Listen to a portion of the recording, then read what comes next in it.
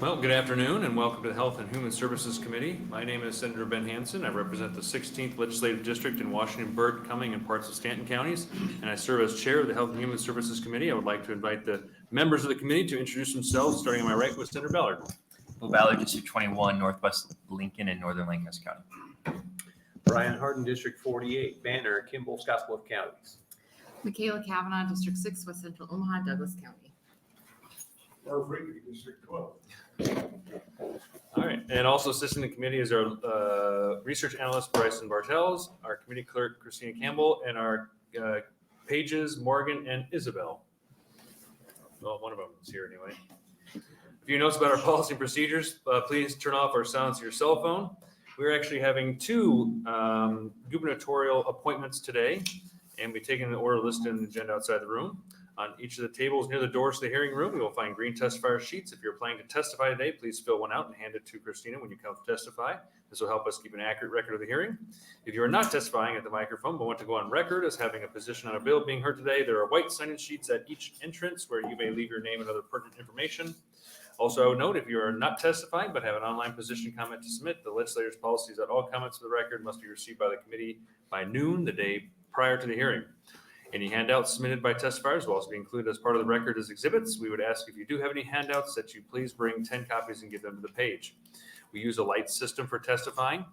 Each testifier will have, I think, considering it's not a full house, each testifier will have 5 minutes to testify. When you begin, the light will turn green. When the light turns yellow, that means you have 1 minute left. When the light turns red, it is time to end your testimony, and we'll ask that you wrap up your final thoughts. When you come up to testify, please begin by stating your name clearly into the microphone and then spell both your first and last name. On a side note, the reading of testimony that is not your own is not allowed unless previously approved, and we do have a strict no prop policy in this committee. So with that, we will start the first gubernatorial appointment of Dr. Noah. Okay, I'll make sure I get this right. For Hardison with the Nebraska Board of Emergency Medical Services. Is that close? It's okay.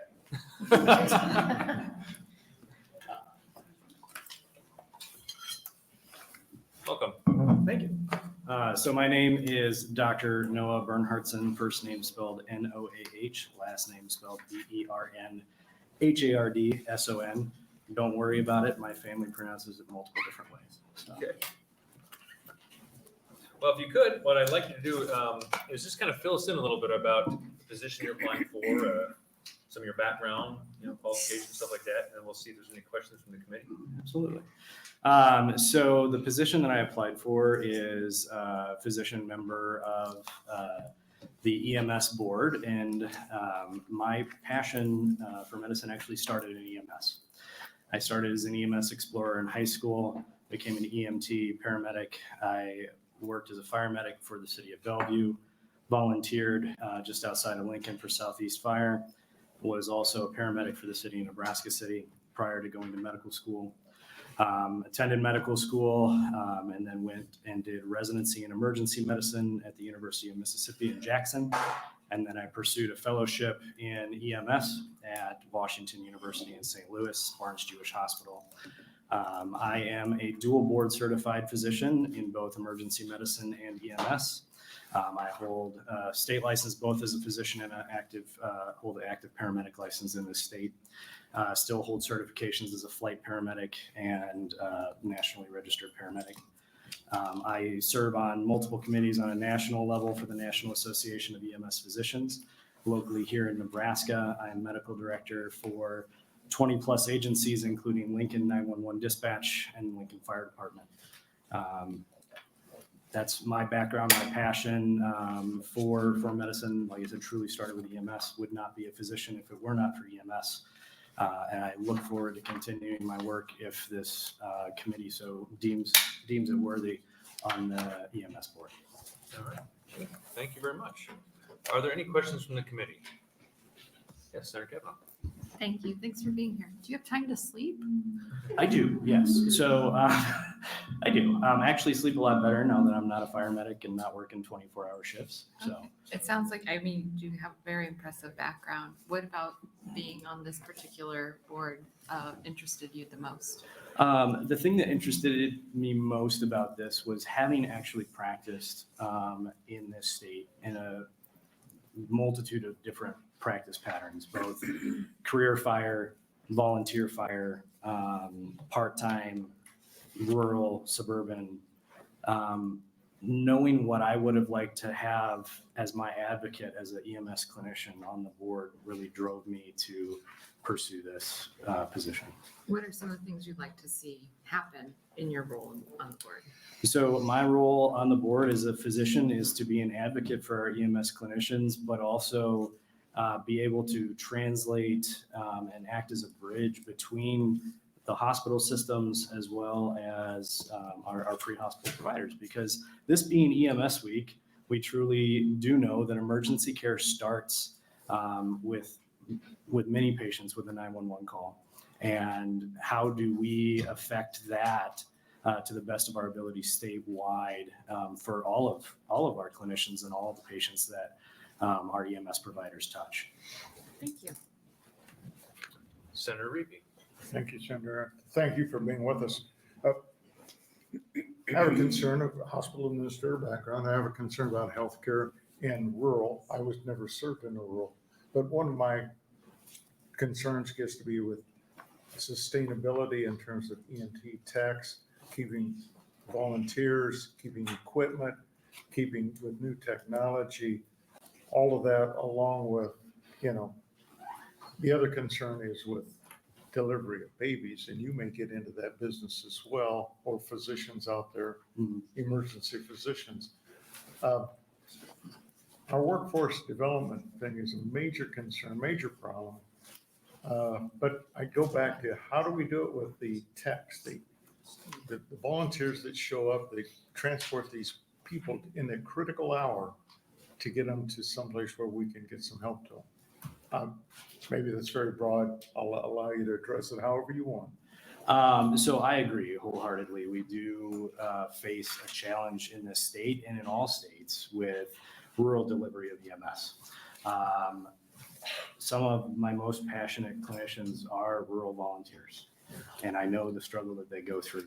How the board can affect that partially is by making certain that the protocols that they operate under are clear, are up to date with national standard, but also allowing for variation from the medical director of each service to best tailor those to their service. Another issue is that the board does and should do is advocate for volunteerism in the state from an EMS standpoint, and what does that look like from an educational standpoint? What does that look like from a recruitment standpoint?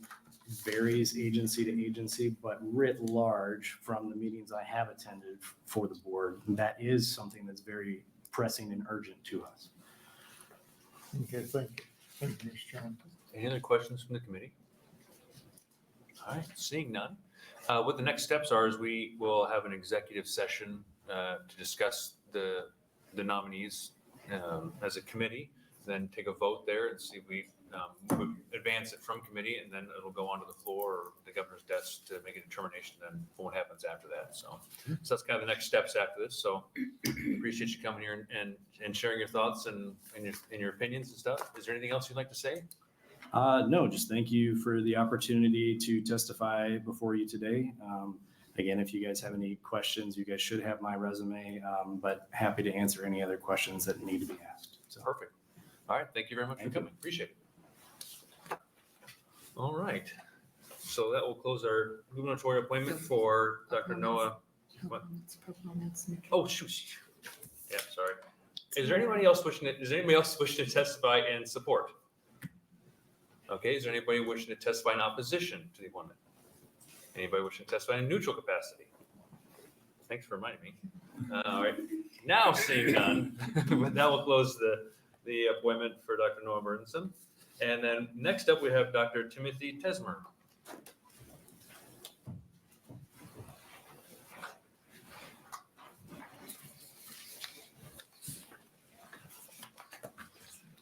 welcome. Same kind of thing. Share your background and thoughts and opinions and why you'd like to apply for the position.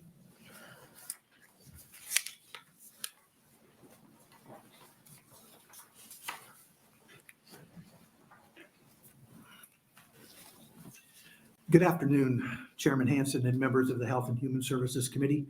My name is Dr. Timothy Tesmer, Timothytesmer. I've been appointed by Governor Pillen as the Chief Medical Officer within the Department of Health and Human Services. I assumed the role of acting CMO on March 27, and I'm here today to begin the confirmation process. I'm extremely honored to join CEO Danette Smith and the DHHS team. Everyone has warmly welcomed me. Already, I've experienced their collective dedication and innovation in fulfilling the department's objective of helping people live better lives. This team is truly phenomenal. I come today with over 30 years of medical practice experience as a board-certified ear, nose, and throat physician and surgeon. I'd like to share a bit of my background. I'm from Grand Island.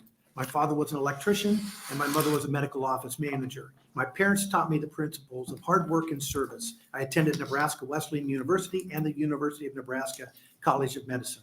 My otolaryngology residency program was at the University of Louisville Hospitals in Kentucky.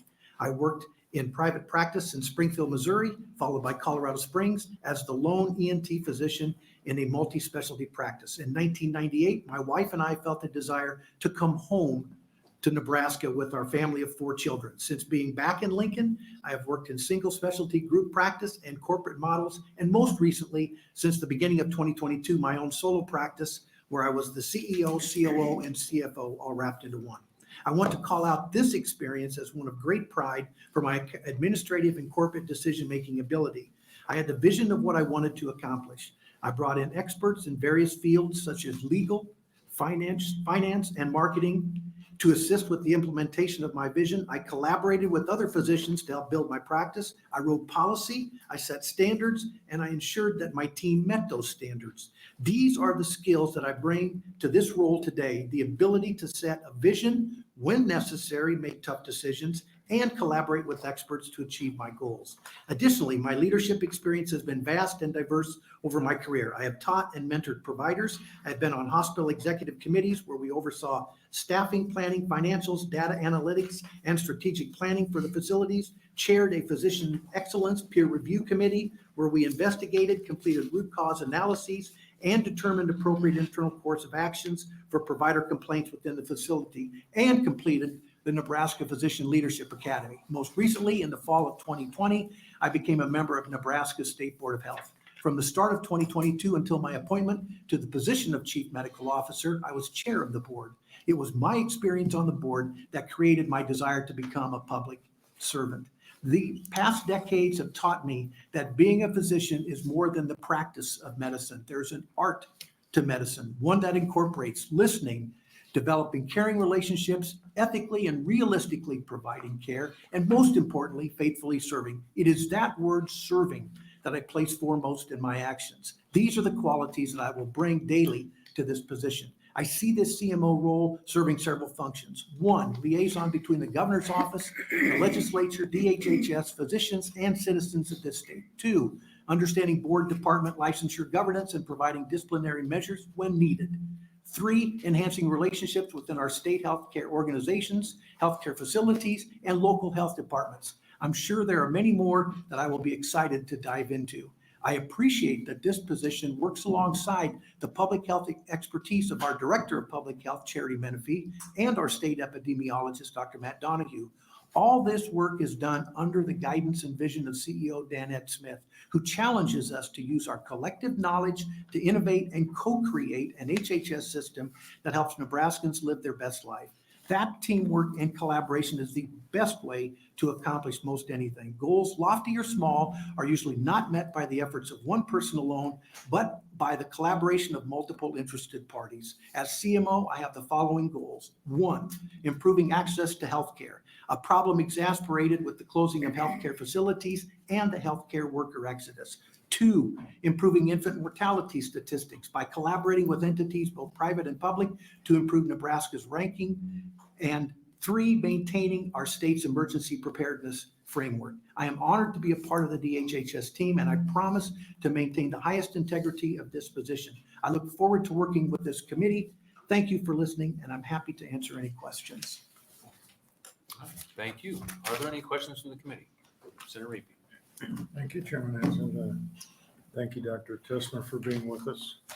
And you had a soft spot in my heart with being a Wesleyan grad. I don't have to be a grad, but did spend 10 years in association with Wesleyan. I have a very high regard and for the graduates as well, my son being one. Jumping right into it, one of the biggest questions that will come up at this hearing and one of the biggest challenges you'll face has to do with the gender dysphoria. And I guess I would not ask you for your plan, but I would ask you if you can define for us a little bit what your plan to create a plan would be.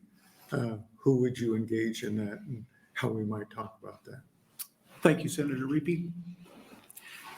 With the law, and I'm paraphrasing, but it says that the promulgation of regulations for non-surgical gender dysphoria care rests on the shoulders of the chief medical officer. In reality, that will be accomplished by a team of multidisciplinary health care providers, which every attempt will be made to incorporate family practice, pediatrics, adolescent medicine, endocrinology, hormonal therapy, behavior, mental health therapy, counselors, myself, legal specialists. So it will truly be a multidisciplinary team that will be providing those regulations, and they will be accomplished in a thorough, evidence-based fashion to follow the administrative policy acts, APA. You all have a lot of acronyms that I'm not used to yet, but it will follow the APA guidelines, incorporating the Attorney General's office and the governor's office to make sure that those regulations can be passed. Now, including in that process, once draft regulations are written, there will be public hearings held. And after the public hearings are held, a summary of those public hearings will be made. We will go back and see if there need to be any substantial changes to those regulations. And if so, there would likely be another public hearing held. If all of that finishes out with the regulations that the whole team, the whole committee agrees upon, it will then go to, I believe, the Board of Health for its review. And that will be held under an Open Meetings Act, of course. Once that is done, it would then go to the Attorney General's office for their review. And if that is accomplished, then it goes to the governor's office for his review and signature. And that's all attainable by the 1st of October. That is not all attainable by the 1st of October, Okay. Senator. I can tell you that the process is already underway. This bill was voted on, is now law from just a few days ago. But the process is already underway, formulating the legal structure for the APA guidelines. We are in the process of collecting experts that we would ask for their help, for their consultation, both within the Department of Health and Human Services and outside DHHS, which could be regional or even national.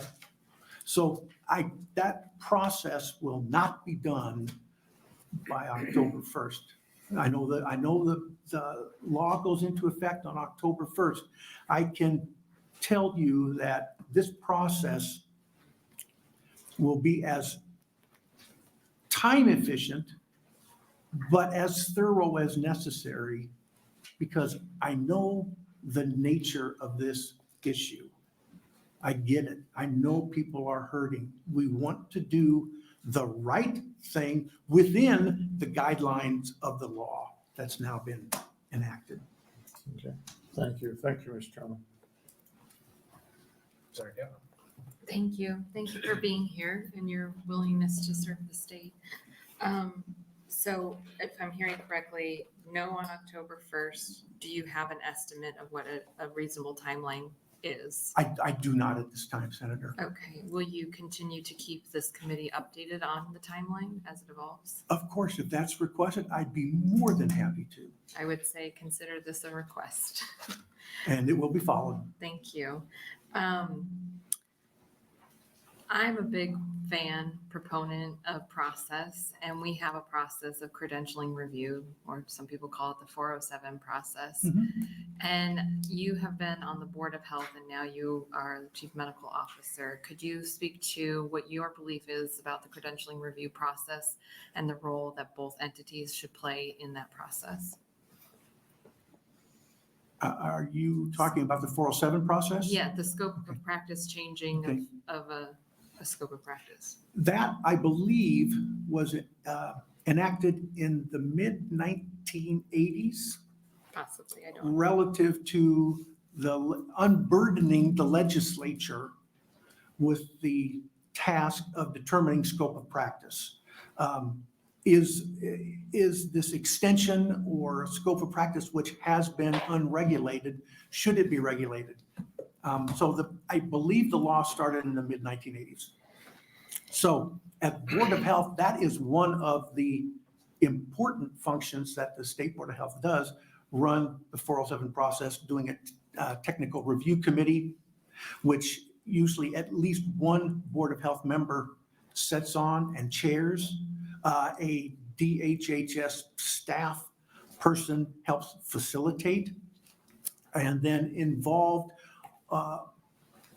parties, persons, or interested persons or parties sit on to determine if the proposed scope of practice is needed. Is there sufficient education to say that this would be reasonable for the scope of practice to proceed? Is there ways of following that process along? So in basic form, that's the scope of practice. So you just walked through with Senator Reepe's question about the process that you'll go through with the implementation of LV 574. Is it fair to say that before the enactment of 574, or even the introduction of 574, it would not have been out of bounds to ask for a credentialing review of that scope of practice and gone through that process as we have for so many other things, and then brought forth legislation bearing out from that credentialing review process? As I understand, at least from my experience on the Board of Health, any scope of practice, health-related issue would come from this committee first No, to a request the for a Board of credentialing. Health. A request for a credentialing review would not come from this committee. It comes from outside entities within the healthcare community. Okay, and so And we are, for me to ask an opinion on something that, again, that you all on the HHS committee, well, as voted on, so I as the don't- president of the Board of Health, you did weigh in on this. And it is the Board of Health that does the credentialing review. And so I'm trying to get at, if you have acted in the role as the chair of the Board of Health Mhm. that oversees the credentialing review process, and you are now going to be the chief medical officer, which does not oversee that, but has now essentially been tasked with a different type of credentialing review scope of practice through LB 574. I'm just trying to get at what your understanding is of the process. And also, if you think that we, up until this point, have followed our own processes that we historically put into place. I honestly, Senator, can't comment on whether or not you all have followed your own. Well, I'm Guidelines. asking for your perspective on that.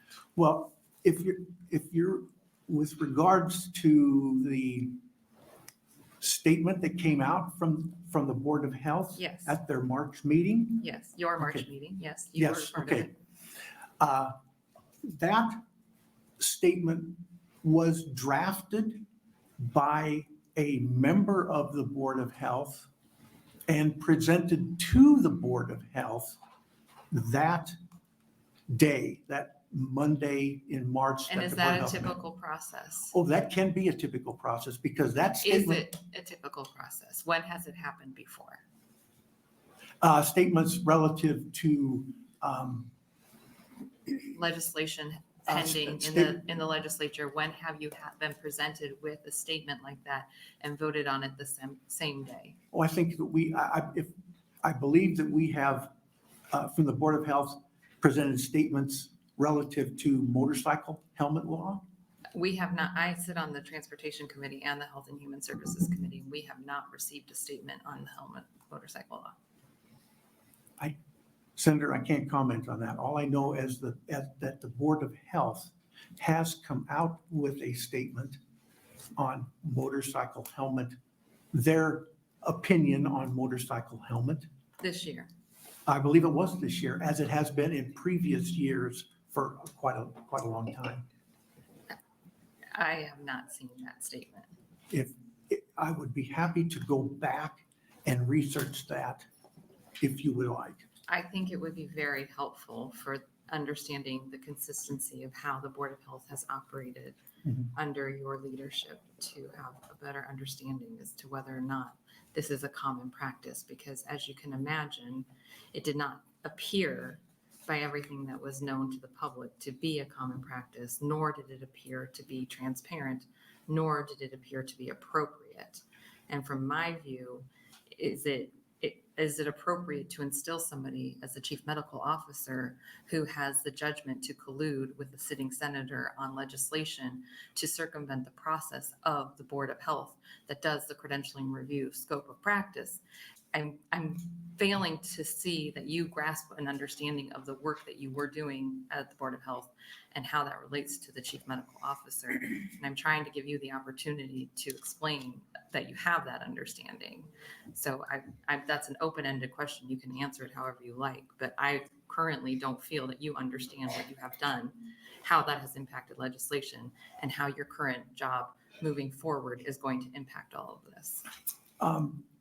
Senator, I respectfully disagree with your use of the word collusion. There has been no collusion. So the Here. Board of Health did not work behind closed doors with Senator Kathleen Kauth to put together a statement that they voted on behind closed doors and then released without any names or signatures on it to the legislature. And then there was not records requested, given to the press, published in the press that spoke to all of that. How would you categorize that if not collusion? I was not aware of that draft statement that was presented to the Board of Health until the day it was presented. But you are aware of it now. I am And you're aware aware of it of all now, the yes. details surrounding it now. What I've read in the paper, yes. And how would you categorize all of that? I don't know how to comment on that because I was not involved in Were the you the drafting Were you of the that chair? statement. Were you the chair of the Board of the Health at that time? Yes. So you were in charge of the actual board when this happened. Do you Yes, I not, chair the board. do you not bear any responsibility for what happened as the chair of the Board of Health? I cannot. Did you ask any Control. questions When about that, how this was formulated, who this was formulated with, what the timeline was, what the background was, or did you just vote for it? Oh, no, there was time for discussion on It wasn't that public. draft. That conversation was not public. That was not part of the public part of the meeting. And what you're saying to me is it was presented and you voted on it, but it's not that simple. Everything that we have read in the media reports makes it clear that it was not that simple, Mhm. that there was a coordinated effort in advance of that. And what I'm asking you is, what did you understand to be when you sat in that room behind closed doors without the public there voting on this, and it was presented to you that day? Mhm. What information did you have, and what information did you ask for that you didn't have already? I did not have any information in advance of when that draft statement was presented to the board. The morning session of the State Board of Health encompasses subcommittee meetings. And the subcommittee meeting that draft statement came from was called the PHEL, Public Health Education Legislative Committee. And did they That's- have public meetings? Did the subcommittee have public meetings around the drafting of that statement? Senator, I don't know. The statement was presented at the PHEL subcommittee meeting that Monday morning and discussed at that time. It was then voted to be advanced to the afternoon session, which was under the Open Meetings Act. So it was further discussed at the afternoon session. But any time previous to that, Senator, I did not have any knowledge of any behind the scenes activities. And when that statement came to you for a vote, what questions did you ask about the statement that you were signing on to? I asked the main question I asked was the term irreversibility or irreversible, which to me meant surgical procedures. So the statement talked about it, and I'm paraphrasing, the State Board of Health affirms the feeling that irreversible procedures for gender dysphoria therapy are not in the best interest of a minor, that in further mental health therapy needs to be done because of the complexity of the condition and the age of the persons involved. Again, Were in my you mind, presented with any documentation to back up the statement that you were voting to affirm? Were you presented with, as you would in a credentialing review process where you go through, you have the subcommittees, you have testimony, you have comment, you talk to experts in the field, and you hear about the medical procedures? Was there any documentation presented to the committee, to you and others, that explained and outlined what you were affirming to be the statement from the Board of Health? Or did you just simply have the words on the page and vote for those words on the page? the draft statement, again, was discussed and put forth at the morning's subcommittee meeting. I'm asking about the And meeting as that far as you any were part of. documentation, no, we were not presented with any Did documentation. you ask for any documentation? I don't recall that anyone asked for any documentation. Did you ask for the opinions of any medical experts in the field related to the things that were being espoused within that document? No, that day, no, Did when it you, was voted. did you after that day or before that day ask for any of that? Certainly, Senator, not before that day, because I didn't know that draft statement was going to be presented. Why did you vote for it? Because I feel that please understand, irreversible treatment for gender dysphoria, in my mind, means surgery. And I do not, But why did you vote for the statement? because I agreed with the statement as it was written, irreversible treatment should not be done for minors Do you for gender consider dysphoria. yourself a man of science? Yes, I do. I have over 40 years of medical Right. experience. And When you decide on a medical procedure that you are going to recommend to a patient or how you're going to do it, how do you make those decisions? Do you use your training, your background? Do you use empirical data, evidence? I mean, or do you just say, well, I believe this to be true. I'm going to perform this surgery because I just believe that it's the best thing. Or is that informed by expertise, study, science?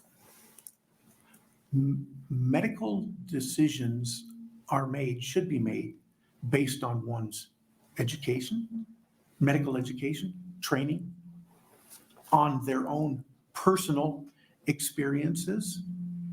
So, and following established guidelines for medical care. And do you feel like the doctors that have been treating transgendered youth have not been following the guidelines for medical care all of this time? I am not saying, Senator, that they're not following whatever their guidelines are. I'm not saying that at all. Do you disagree with what the guidelines are? Prior If to you- Monday of this week, did you disagree with what the guidelines were prior to Monday of this week? I don't want to be argumentative here, Senator, but if you could then enlighten me on what the guidelines are, because the guidelines are fluid as I know them. The guidelines include behavioral mental health therapy. The guidelines include puberty blockers. The guidelines include cross-hormone And there's therapy. guidelines for each of those and how they are utilized and how they are prescribed. There's guidelines for all of those. So have you always disagreed with the guidelines for the utilization of puberty blockers? Have you always disagreed with the guidelines for the utilization of hormone therapy? Have you always disagreed with the guidelines for utilization of top surgery for, and in this question specifically, do you disagree with top surgery for transgender children, or do you disagree with top surgery for all children?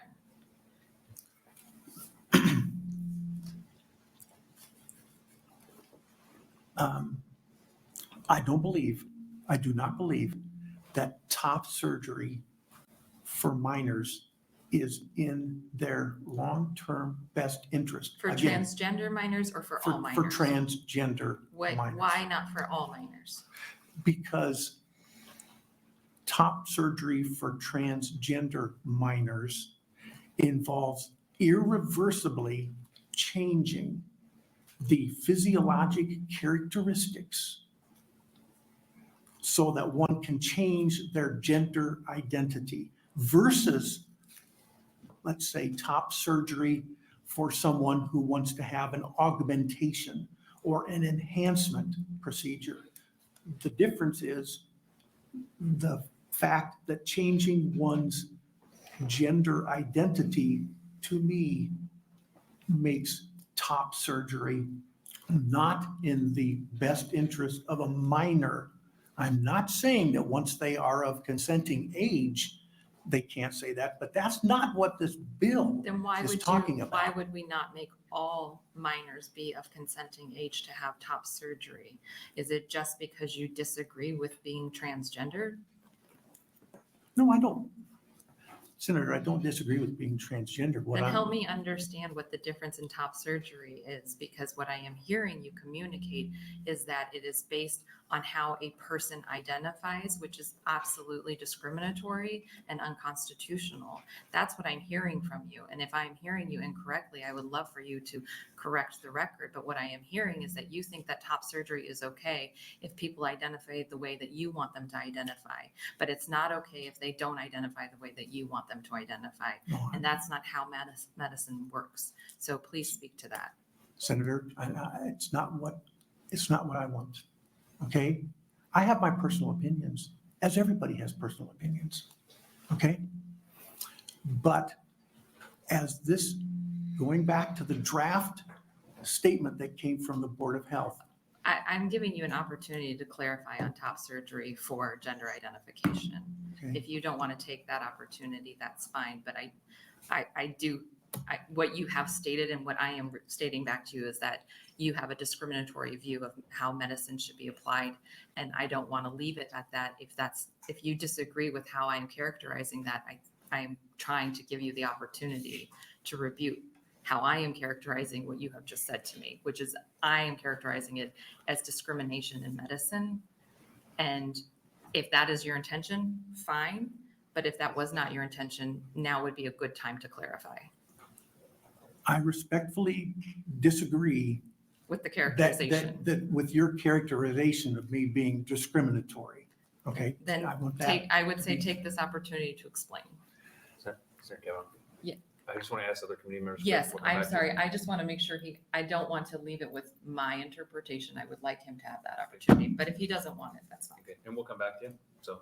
Yep. I just want to just make the rounds here. Senator Ballard. Thank you, Chair. Thank you for being here, Doctor. I'm going to change topics a little bit. In your testimony, you said one of your goals is to improve access to healthcare. I mean, as you know, we have a problem with closing nursing homes and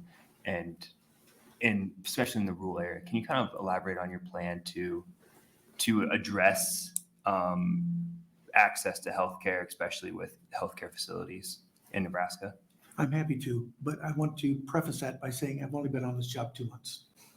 So that said, I fully realize, and it relates to Senator Reepe's comment, yes, we have healthcare facility crisis issues. We have healthcare worker crisis issues, transition of care issues, getting someone out of the hospital to an appropriate secondary facility to continue to receive care. Yes, I realize that that's an issue. I have already reached out to physicians and hospital association to convene listening sessions to get their points of view on this and see what could possibly be brought forth as some alternatives. Making a rural hospital into more of an outpatient facility, outpatient surgery, no overnight stay, but more of a day surgical procedure. Making rural hospitals perhaps turn into more birthing centers. Those are some possibilities. Those are some conditions that are out there as models. So I guess I would like the opportunity to explore what those possibilities might be. Thank you. And retaining the healthcare workers, whether it's from a pay standpoint or reducing their stress, their burnout, that's very, very important. I'll follow up if I may, Mr. Chairman. And then I'm not trying to put you on the spot, just something we can think about over the interim. What kind of policies can this committee think about to help address that issue? And if you don't have any off the top of your head, that's okay. But something that we can take to the interim with us. I don't know that I've got any specific policies to tell you right now, other than we have to be able to make healthcare attractive for young people to want to come into that servant role.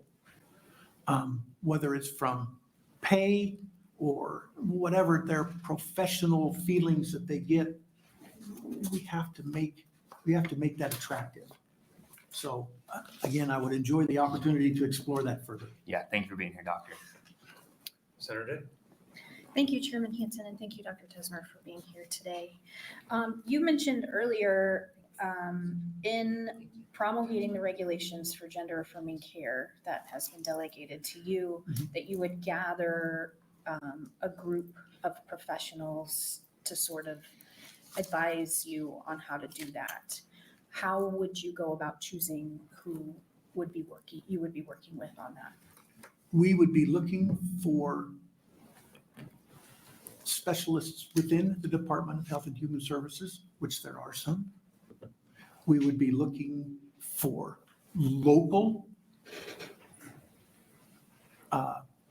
specialists, I kind of hate to use the word experts because no one's going to be an expert in everything, but local experts, I guess, regional within this state or surrounding states, or even more national.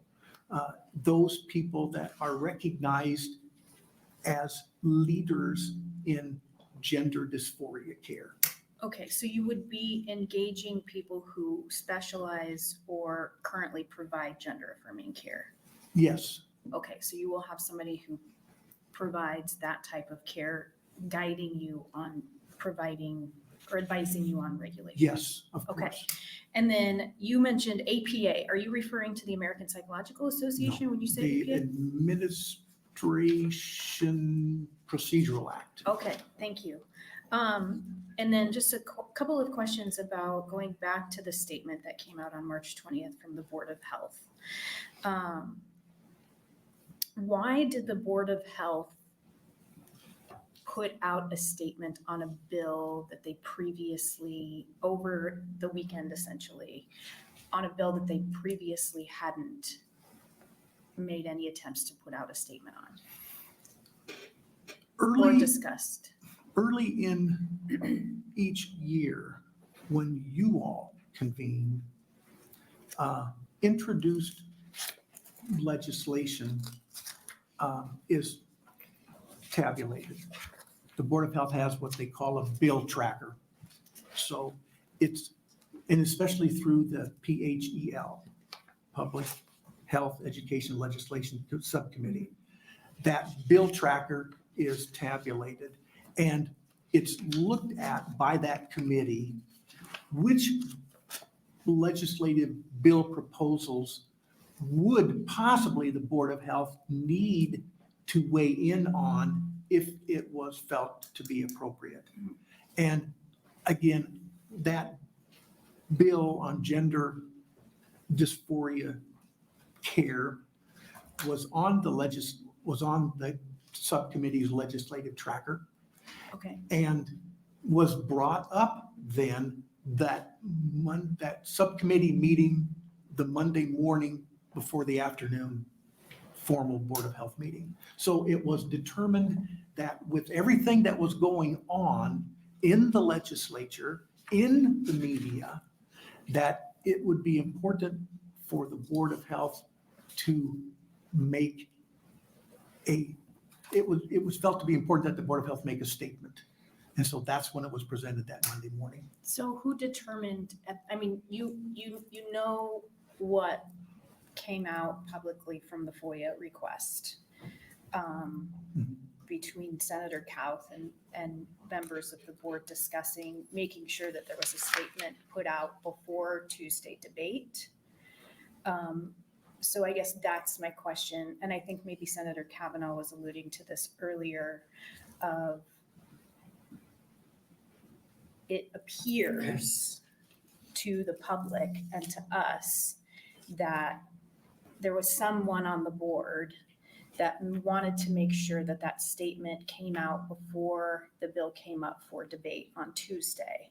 Okay. Who was that person? I don't know who that one, I don't know that there is one person.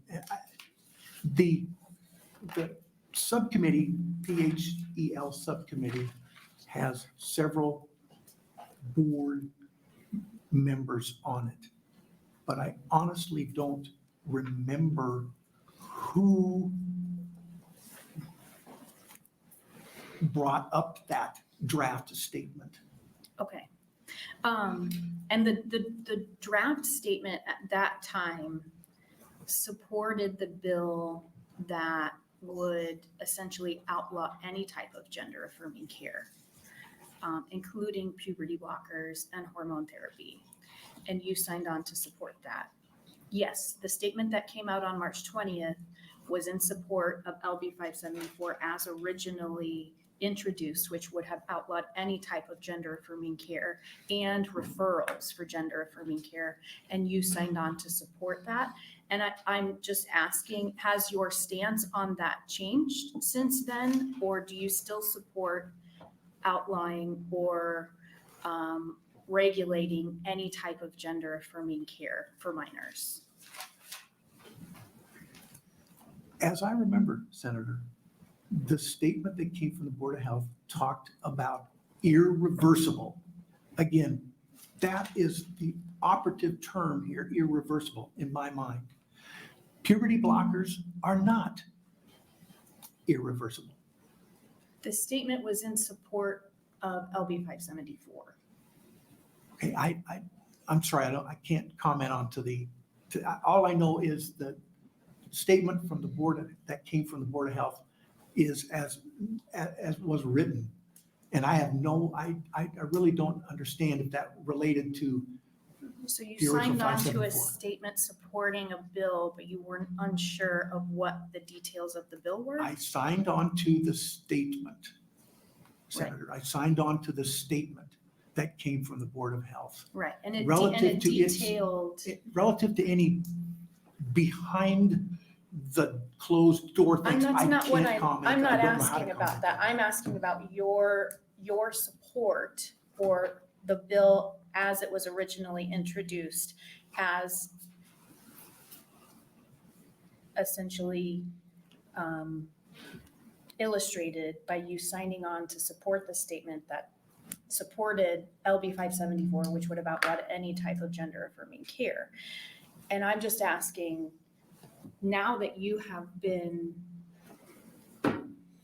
delegated the task of outlining what gender affirming care should look like for minors outside of surgical intervention, has your opinion changed on that since you signed the statement supporting outlawing any type of gender affirming care?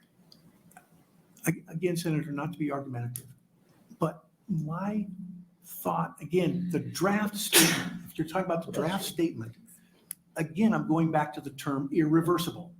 It included things that were outside of those that were only irreversible. It also included outlawing puberty blockers and hormone The therapy. draft statement from the Board of Health. It said that? supported LB 574 explicitly. And then detailed, I'm happy to get you a copy of that. And I'm not If trying you to could, argue that would with be you great, here. because I don't remember that Board of Health statement mentioning anything on LB5. There was nothing in that statement that I recall saying LB 574.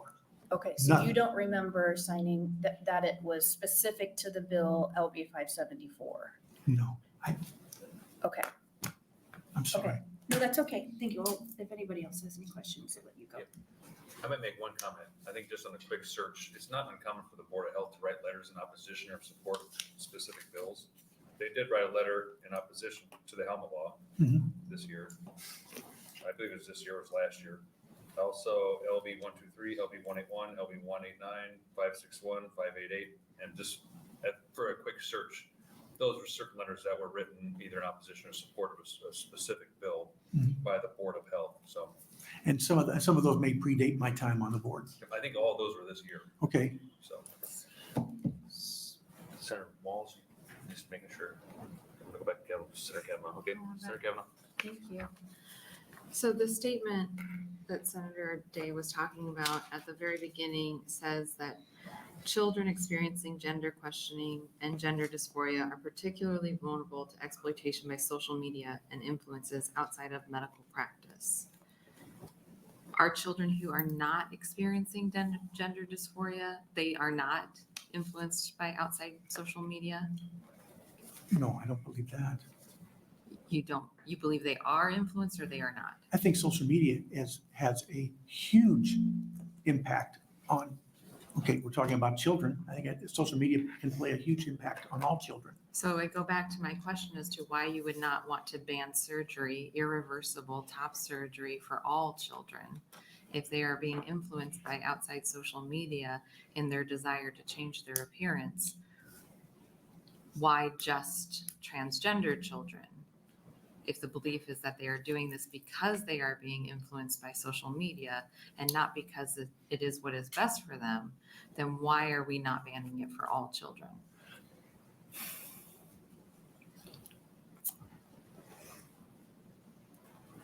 I know where you're coming from here, Senator. I understand that.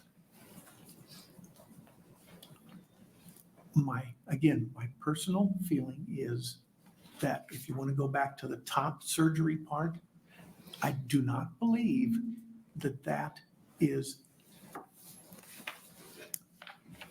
appropriate for a minor in the context, and I'm not discriminating against Well, you transgender are at all. if you're In your deciding- definition, it may be, but it's not the way I feel I inside. think it's the Okay. legal definition, not just my definition. The Well, legal okay. definition is You may know discriminating, that, you may know that better than me. I can denying just tell you the way I medical, feel. denying medical care to a person based on their gender identity is the legal definition of discrimination. I think there are a number of, I think there is,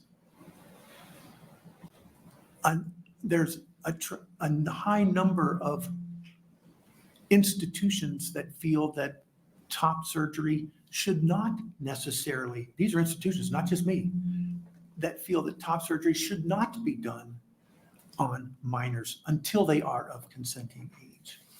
Right, So but if you you're are going the, to say that, then you're calling you're other, the, these institutions discriminatory, and I don't know no, that it's that's. not discriminatory if you enforce it equally amongst all. It's discriminatory when you target a specific population of individuals and deny them access to a specific type of healthcare that you are willing to give to a broader group of people, but you have decided that this group of people will be denied access to that healthcare. That is discriminatory. If you say all people under the age of 19 can't have top surgery, that is not discriminatory. Whether or not it's good policy or not is a different question. It is not discriminatory. But if you say only people under the age of 19 who identify in a way that I disagree with, that is discriminatory. And what I am hearing you say is only people who identify in a way that you disagree with shall be denied health care. Again, I respectfully disagree. Again, I'm going to go back to say, yes, I have my personal opinions. We all have personal opinions. But I do honestly realize that in this role, I have to put my personal opinions aside. Okay? And this is one of those situations that while I have a personal opinion, I have to put that aside and be involved in the care of transgender minors. I have to put my personal opinion aside. Yes, I did what I did. I signed on to that draft, but I realize that I have to put my personal opinions aside. That's why, and a team of experts, again, if you want to use the word experts. Well, I'm not sure because I would be interested to know how you are going to identify these experts. Because if you're going to use the experts that came and testified in support of LB 574, those were individuals that didn't practice in the field. If we're talking about experts that practice in the field, then yes, that would be experts. But if we're just talking about people who are podiatrists or ENTs, then we're not talking about experts in the field of gender affirming care. I can assure you, Senator, that experts in the field of gender affirming care will be part of this team. Now, within the context of the law that's been enacted, or bill that's been enacted, surgery is not going, that we can have those experts available and on the team, but surgery is not part of what the enacted law now states. I understand that. I'm trying to get Everything else is on the everything else is on the table. I'm trying to get at your judgment and how you're going to utilize your judgment. Myself and this committee is tasked at deciding whether or not we think you are capable of doing the job that you have been nominated for. And so whether or not surgery is on the table or off the table, it's a question of your judgment and your interpretation of the laws and your interpretation of discrimination. And I have to be perfectly honest with you. I don't think this is going to come as a surprise. I'm very concerned. I'm very concerned by what you are saying today. I'm very concerned about putting somebody in one of the most influential, powerful healthcare positions who is sitting here openly telling me that they are discriminating and making medical decisions. That is very, very concerning to me. And I keep trying to get you to rebuke what I am saying, to tell me that I am wrong, to tell me that you are not actually going to discriminate against people based on their gender identity or some other defining characteristics. And all you are coming back to me with is an answer that, and yes, in fact, that is how you will conduct yourself. Again, Senator, I respectfully disagree. I disagree. I appreciate that you disagree, but you are not laying a case for the opposite. You disagree and then reinforce the statements. Okay. Again, as I said, I may have personal opinions, and I say this is the third time I've said this now. We all have personal opinions, okay? But how do they impact you as a medical provider, and how do they impact you as a chief medical officer? How do your personal opinions, will you set them aside because they are clearly discriminatory against the LGBTQ community? Will you set that aside to do the greater good and the work? And you are now being tasked with the biggest legislative piece in the history of this state to define what it means to be a trans person in this state, starting with our most vulnerable children. And there is a thought, and I have this thought myself, that this is just the beginning to eradicate trans people from existence in our state. And I am concerned that you, as the chief medical officer, hold the idea that they should not exist and will work in concert with whoever, based on what you have done to date, that you will work in concert with people to ensure that they no longer exist. And I am hoping beyond all hope that I am so off base and incorrect, and I am asking you to show me in your words today and your actions moving forward how wrong I am. But so far, everything you have said has reaffirmed my opinion, and I am concerned. I am deeply, deeply concerned about the discrimination that you are openly sharing with us today. I will leave that as my last statement and question. You may speak to it if you like. If I could, please, and again, some of which I've already said before.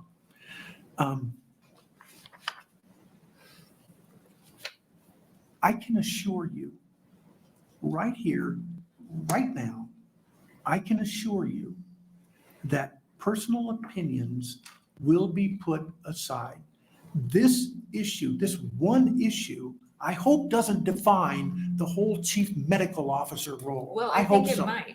Well, I disagree. There's a whole lot It's more. defined this entire year in the state of Nebraska. That's, okay, I don't have control over that. Well, Okay, we I all, can't actually, fix we all a have bill. control. I can't We all change have a control. bill. We all have control. What over I can that. do is You can assure vote- you. You voted for a letter that participated in making it a defining characteristics of our state this year. So you do actually have control over that. You are in a position of power, and you have utilized that position of power to make this a defining issue. And now you are in a different position of power that has been tasked with this. Mhm. So you are at the epicenter of all of this.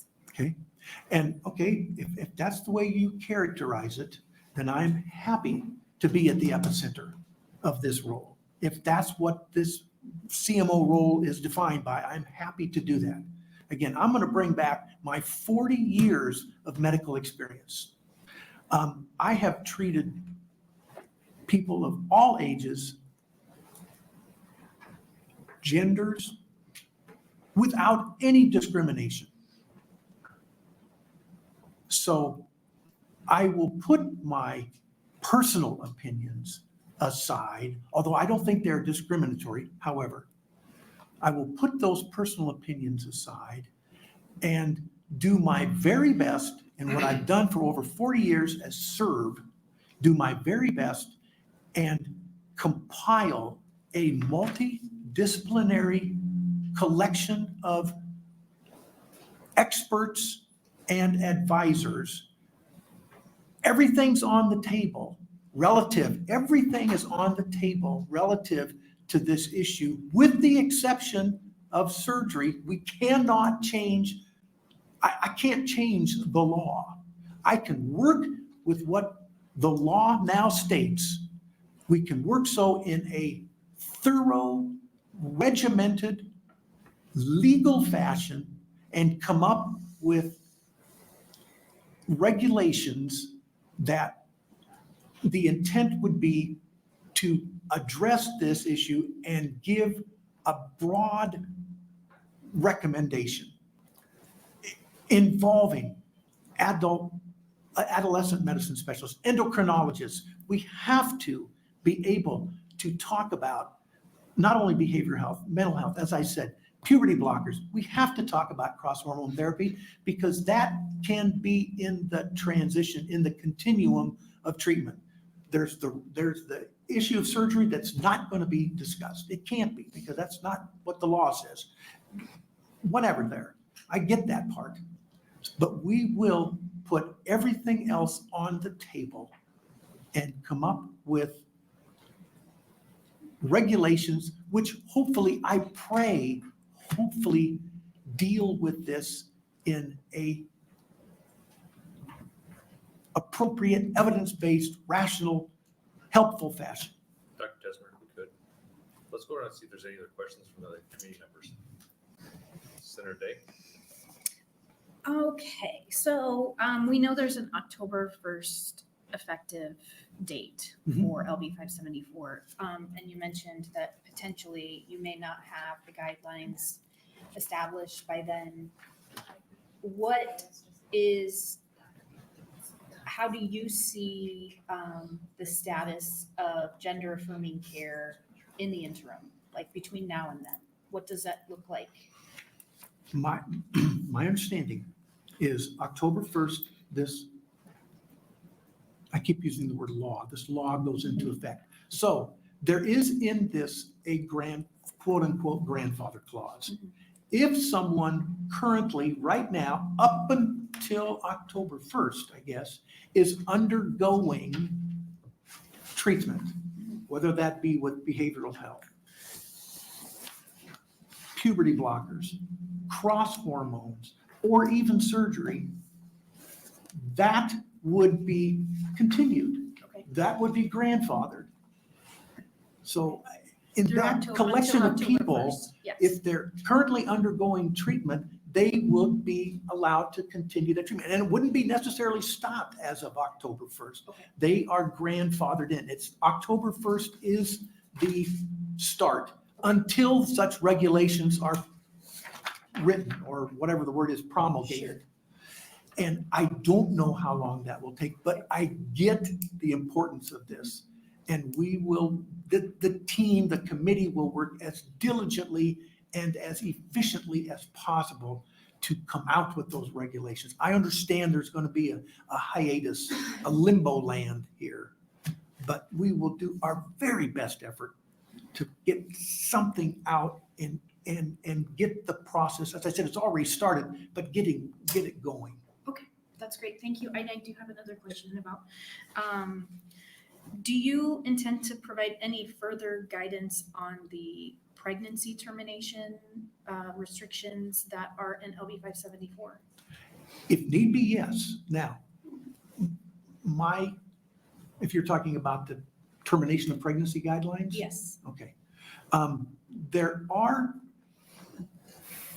if I remember correctly, 5 listed situations or circumstances that would exempt penalty under that law, including an ectopic pregnancy, a miscarriage, if there was an accidental or inadvertent injury that needed to be addressed in termination of pregnancy. If there was an act that was done with the intent of preserving the life of the unborn child, that also would be exempt, as well as anything relative to in vitro fertilization. Now, secondarily to that, the term medical emergencies is in there. Now, there's no definition in there of what medical emergencies are, but I can tell you that from the standpoint of a pregnancy, medical emergencies can involve and would involve hemorrhage, which could be life-threatening to the mother, can involve a severe overwhelming infection or sepsis, which could involve the possibility of death. It could involve a hypertensive crisis. Those are three basic medical emergencies. And then you tack on the comment of substantial and irreversible alteration of major bodily functions. That's also a very, very broad description. But if you look at medical definition of major bodily functions, that includes the cardiovascular system. That includes the neurologic system, including the brain. That includes the respiratory system. That includes the gastrointestinal digestive system. That includes the renal, the kidney system. That includes the immune system. So those are major bodily functions which would fit the bill of that language there. So there's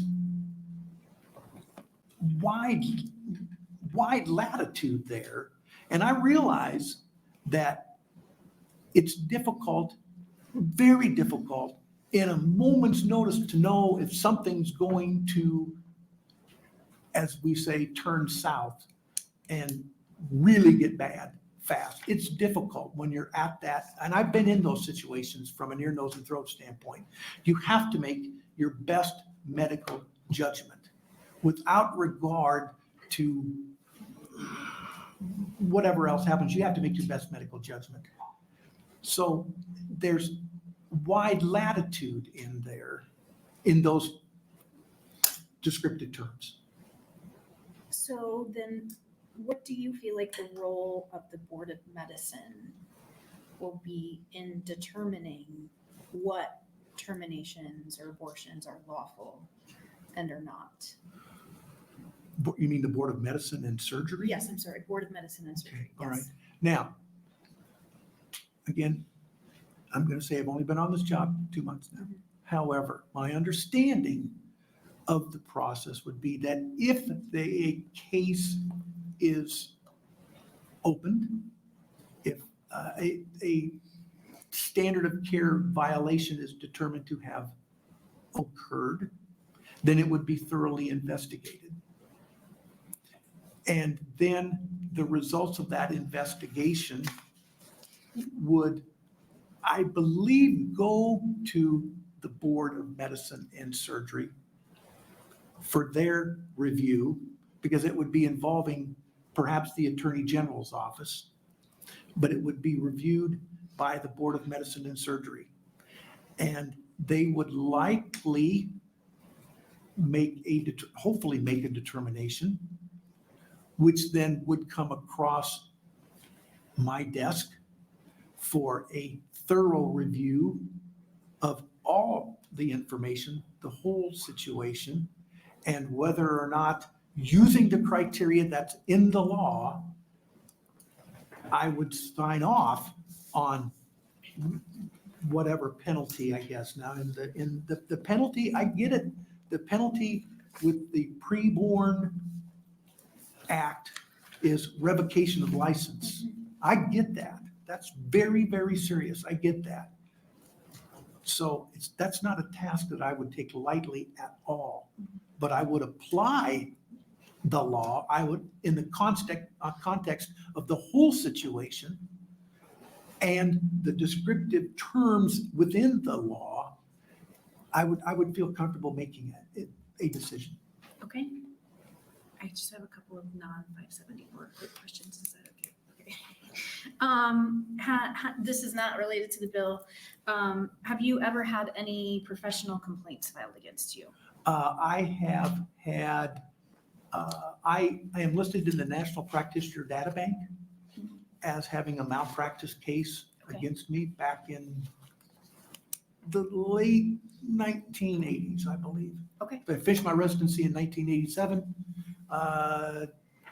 Case 1988, I believe, something like that. Okay. Thank you. Mhm. What do you see the role as the CMO in determining mandates for public health, like vaccine requirements or mask mandates? Well, again, as I said in my statement here, I have the beauty of working alongside the director of public health. So in concert, perhaps, if a medical opinion is needed, I'd be happy to do that. Now, mandates in general, yeah, some mandates can be very helpful. It's been very, very well demonstrated. Childhood vaccinations, for one, okay? There are other mandates that have shown medical benefit, flu vaccines. Now, mandates, as I understand it, have to go through a pretty rigorous federal and state regulatory process. So, but I mean, mandates can be helpful. Thank you. Just one quick question. Thank you. Thanks for being here today. So throughout the session, we kind of gathered a group of senators and we had a committee that would discuss LB 574. We had some pretty good conversations, and based on the feedback that we got between the senators, we came up with some protocols. Is that me? Sorry. Came up with a list of protocols, and I think we got feedback from the medical community as well, and had an amendment. That would have gone on to LB 574. I'm just wondering if you had any chance to see the protocols that this committee came up with. I looked at some of them, yes. Okay, so I guess my question is, are those protocols something that you would consider as part of your protocol? The protocols that we came up with. Well, but they're not part of I mean, would the law. They're not part of the bill now. No, they're not. So I guess my question is, would you be willing to consider some of the things that we had come up with in that committee? Within the context of the now enacted law, I'd be happy to. I would be willing to look at that, but I'd have to apply that to the boundaries or the context of the existing law now. So I'd be happy to. Yes, I'd be happy to look at that. Okay. That's it. Thank you. Senator Reed. Thank you, Chairman Hanson. Obviously, Dr. Tessmer, if confirmed, you're going to have a full-time job with no overtime pay. I do have a related, or a totally unrelated question. I come from Douglas County. That's my district. We have for many years had probably on sexually transmitted diseases, the STDs. We've had a terrible problem in Douglas County. And I don't know whether you will have a role in terms of how do we get on top of that particular problem and to come to a better status, better performance for Douglas County? Well, I think maybe not only for Douglas County, but Nebraska on the whole. And I think I appreciate that question because right now there's work underway with across the nation, not only Nebraska, the rise of syphilis cases. And even breaking it down further, congenital syphilis, which affects newborns and can be a reason for infant mortality, which relates back to one of the goals that I have. So through our state epidemiologist, those analyses are already being done to try to find what are some of the root causes. Would it be dating apps? I'm throwing out things. Would it be dating apps and the ability to hook up with people easier now? Are there disparities in health care relative to certain populations? I mean, that's the whole basis for public health, trying to make the people in communities healthier. So do I have any solutions right now? No, sir, I don't. But again, that is being looked at, and if need be, and if requested, more than happy to share that information with you. Thank you. Thank you, Mr. Chairman. Thank you very much. All right. So, like I mentioned before, well, we're going to hear from proponents and opponents and neutral testimony. But what will happen after this, we'll have an executive session, actually right after this hearing, make some decisions, and then that will then determine what happens with your appointment next. It goes to the floor then for further debate, and then on to the governor's desk and approved. So appreciate you being here. Thank you. Yep. Any other comments? Yes. I would please, if I could, please. I appreciate the opportunity to sit here this afternoon. I really, really, truly do.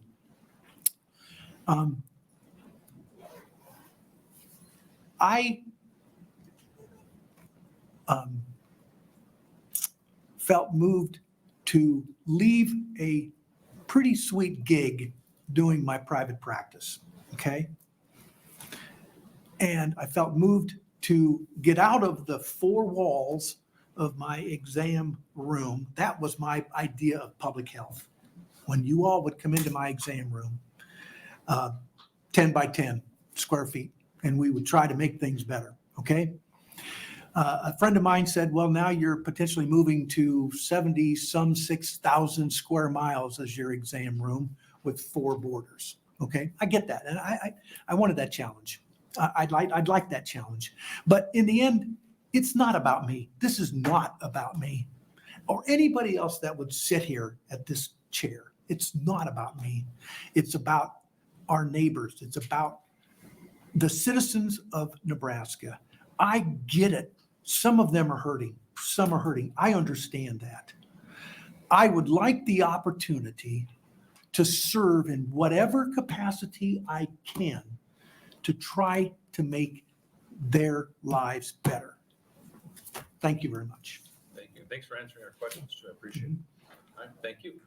So what we'll first do is hear from anybody wishing to testify in support of the nomination. Welcome.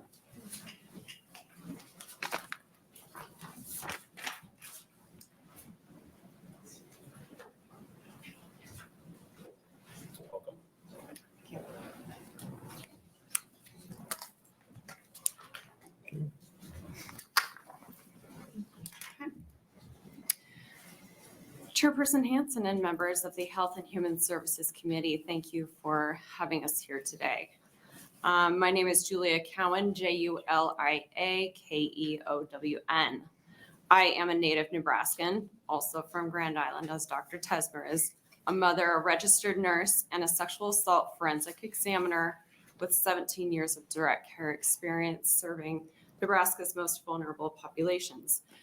I am board certified in 3, possibly soon to be 4 different areas: critical care, trauma care, sexual assault care for adolescents and adults, and I recently took my board exam for pediatric sexual assault. In healthcare, I would be considered an expert on these very narrow fields. Okay, so these fields would not be expanded to other fields such as gender affirming care. That is outside my scope of expertise, outside my scope of practice. So I come to you in support of Dr. Tesmer's appointment as Nebraska's Chief Medical Officer. Physicians are bound by a strong code of ethics and have been deemed by the American public as the second most trusted and ethical profession in the United States. Second only, I might mention, to nurses, which obviously I have a bias there, right?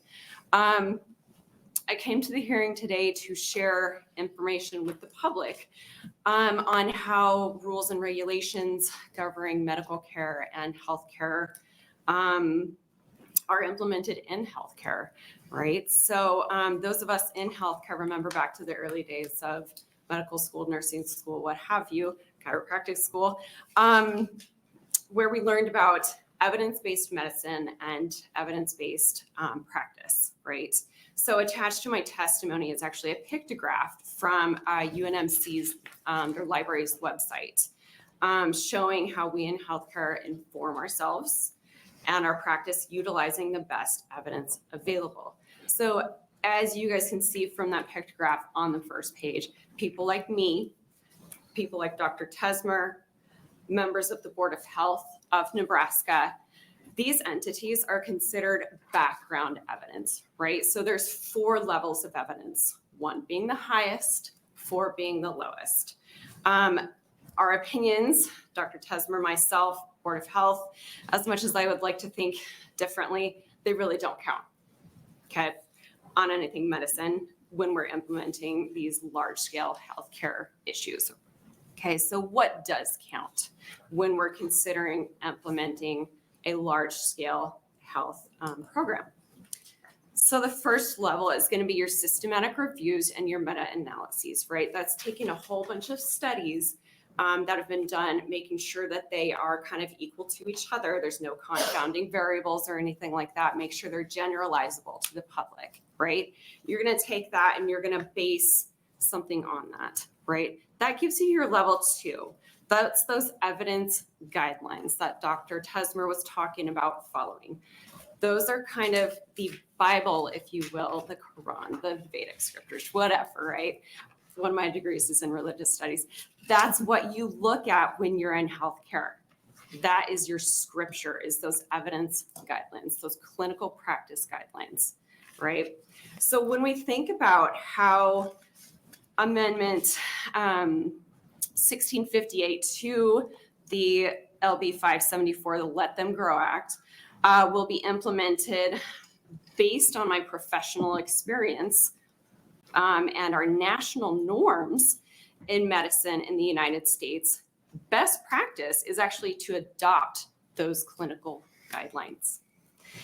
In the United States, we have a clinical guideline that is known as the, quote, Endocrine Society Clinical Practice Guideline for endocrine treatment of gender dysphoric and gender incongruent persons. So our work's already been done for us, right? Awesome. This guideline is written by physicians practicing in gender affirming care. So this is what we're talking about, these narrow field experts. These are our experts. The initial guideline came out in 2009 and was updated in 2017 with little change, suggesting that patient outcomes are consistently positive with this guideline that has been in use for 14 years. Quoting from the actual article that I have in front of me. Red lights up. Absolutely, Sorry, no sorry, worries, cut you no off worries. here. Any questions from the committee? Senator Reed, sorry. Okay, thank you, Chairman. I would like to ask you to expand a little bit more on what you were saying. Of course, thank you. So I actually have the article in front of me, both the 2017 and the 2009, interestingly, super similar to Senator Waltz's and Senator Kavanaugh's amendments that were not considered. So quoting from this article, this evidence-based guideline was developed using grading of recommendations, assessment, development, and evaluation. That's just a medical approach that we use to looking at guidelines and making sure they're up to par. Approach to describe the strength of recommendations and the quality of evidence. The task force commissioned 2 systemic reviews, so that's 2 different level 1 pieces of evidence there, and use the best available evidence from other published systematic reviews and individual studies. This guideline is written by the American Society called Endocrine Society and is co-sponsored by the American Association of Clinical Endocrinologists, the American Society of Andrology, the European Society for Pediatric Endocrinology, the European Society of Endocrinology, Pediatric Endocrine Society, and the World Professional Association for Transgender Health. So that's that WPATH that everybody's talking about, right? So in summation, I have the utmost faith in Dr. Tesmer's ability to uphold his medical oath and follow national norms in the United States on what is the best medical practice by using a clinical guideline. This one ideally to promulgate rules and regulations for LB 574. Thank you. Okay, thank you. Thank you, Any sir. other questions? All right, seeing none, thank you. We'll take our next testifier in support. And I'll try to add, if we can, we'll try to keep the comments pertaining to the appointment Dr. Tesmer and not like expounding so much on LB 574 as much as we might want to, but I'm hoping we can just kind of keep the conversation a little close to the appointment. I know that pertains to what's going on here with 574, but which we can talk about, but I just want to make sure we don't go off the rails too much here. So, all right, anybody else wishing to testify in support? All right, anybody wishing to testify in opposition? We'll take the first one.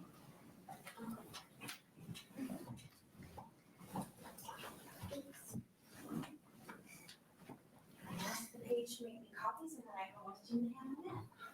Thank you.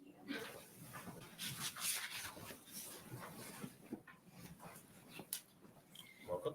Thank you, Chairman Hansen and members of the Health and Human Services Committee. My name is Abby Swatsworth, ABBI-SWATSWORTH. I'm the Executive Director of Out Nebraska.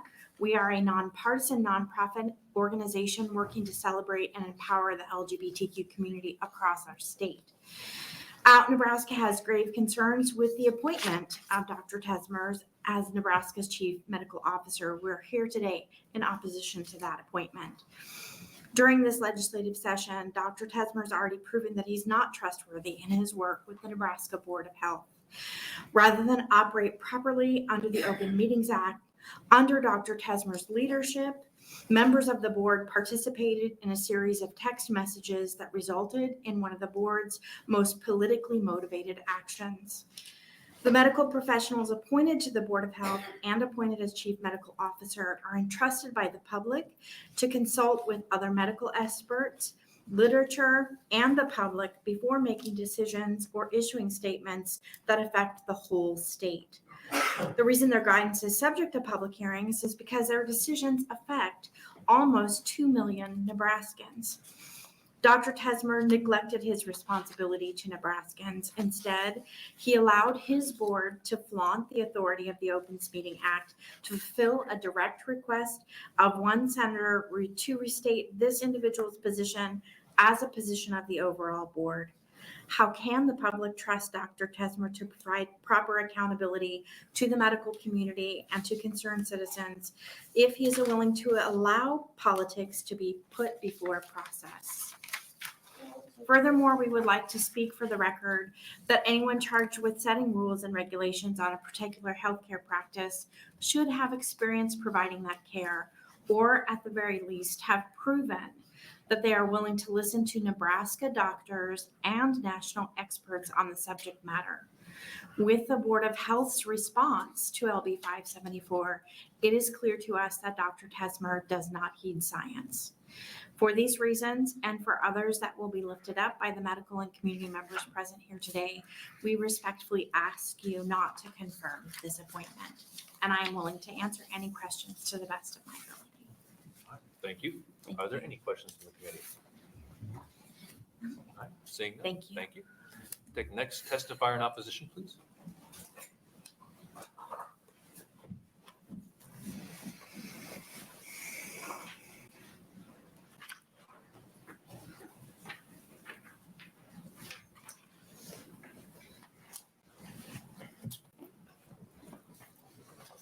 Welcome.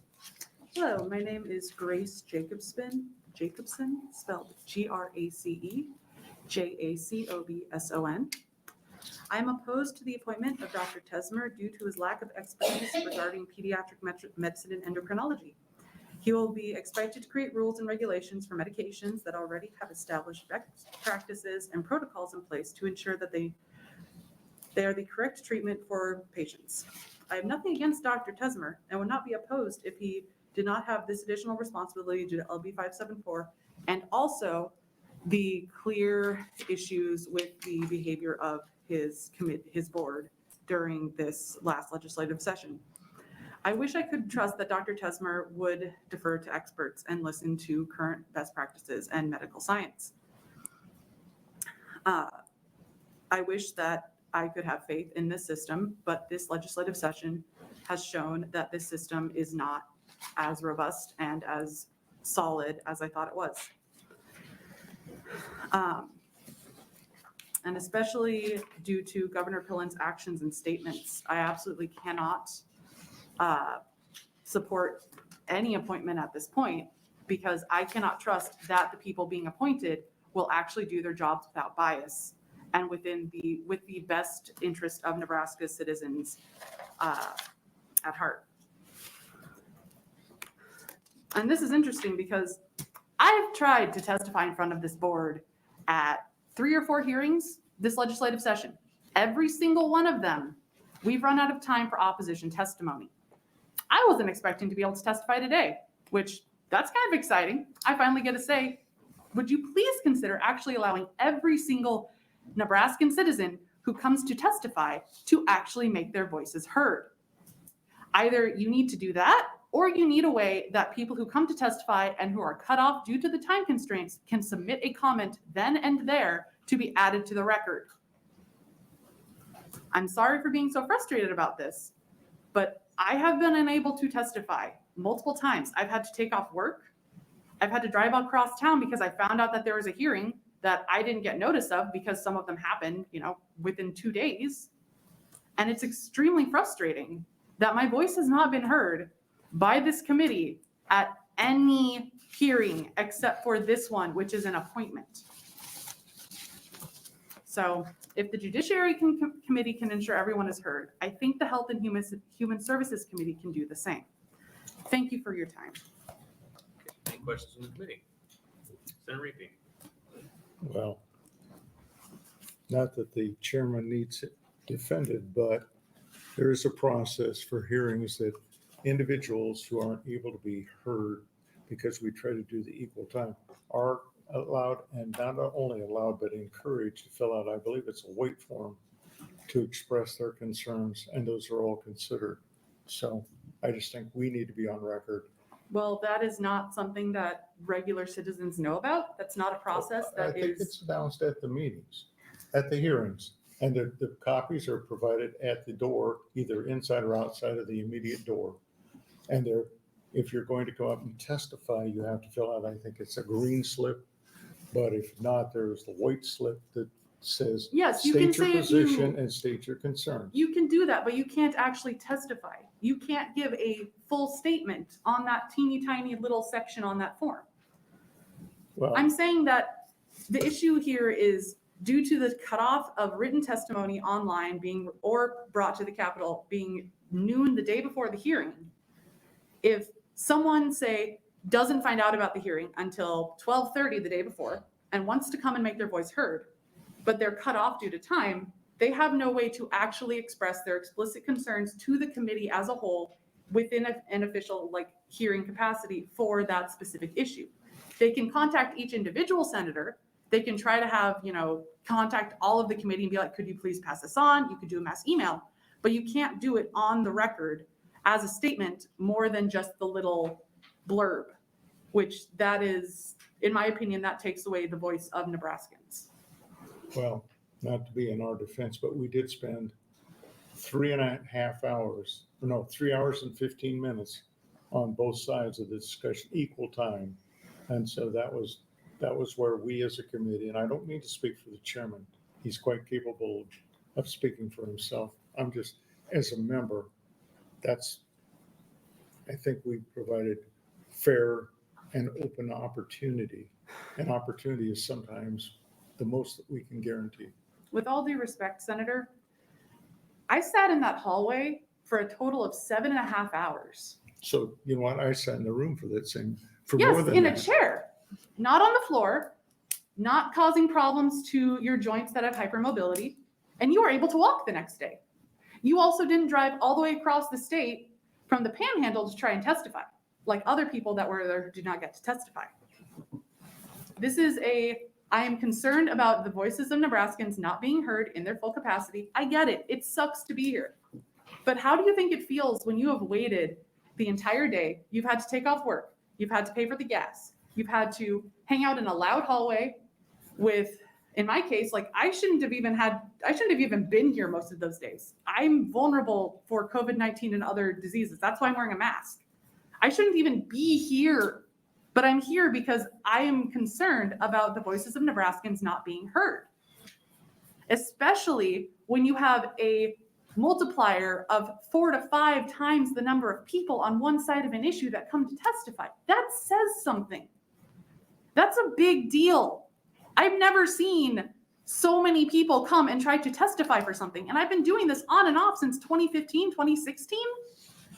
I've been coming to the Capitol to protest for climate, guns, teachers' rights, like all sorts of things. I've never seen any of this happen, and Nebraskans are just being ignored. And it's just really interesting that when I went to testify for the Judiciary Committee, which they were here until almost 10:30, 10:45 at night that night. It was for the drag ban bill. Every single person who was able to stay, they were able to testify. And that's my concern. And I get it. It's exhausting to be here.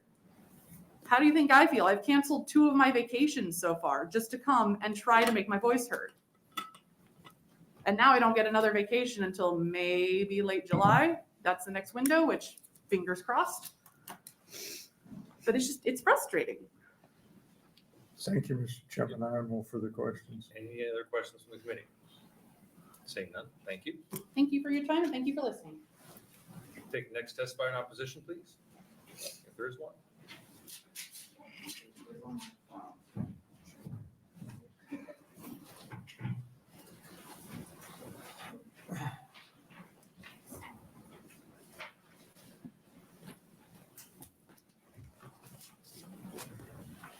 Welcome. My name is Heather Ray. It's spelled Heatherrhea.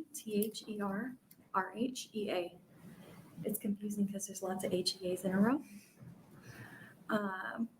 Mr. Chairman and Committee, I am here to encourage you to not confirm Dr. Tesmer.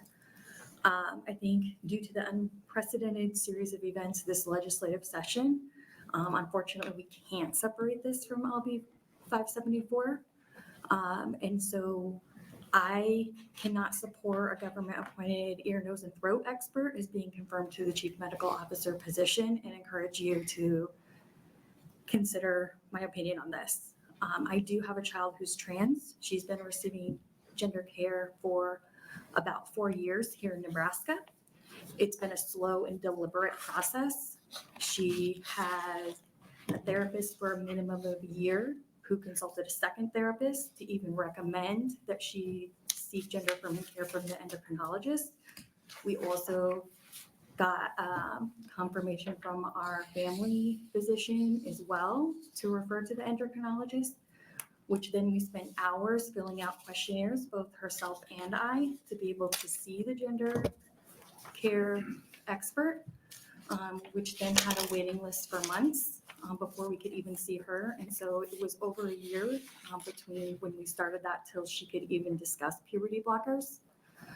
She did start puberty blockers and estradiol about that year into it, and then was closely monitored for any health side effects from the hormone therapy, which for a teenager who's terrified of needles, having a monthly blood draw isn't exactly a fun time for anyone, just to ensure that her other health was not negatively impacted by this. And that's the standard for kids that are receiving, anyone really who's receiving hormone replacement therapy.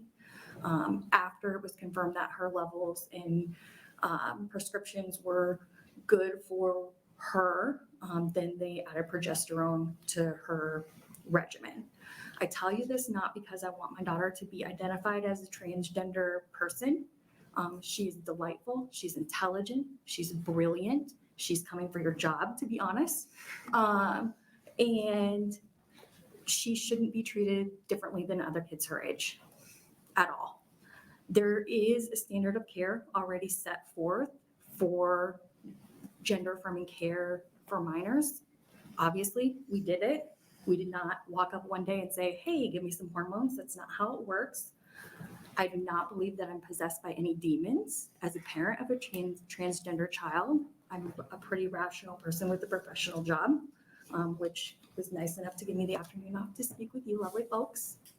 But my point is that there is a standard of care that already exists, that has existed, and that served young Nebraskans well. And so I think that it's not necessary at this time to have direction from an ENT that supersedes the current standards.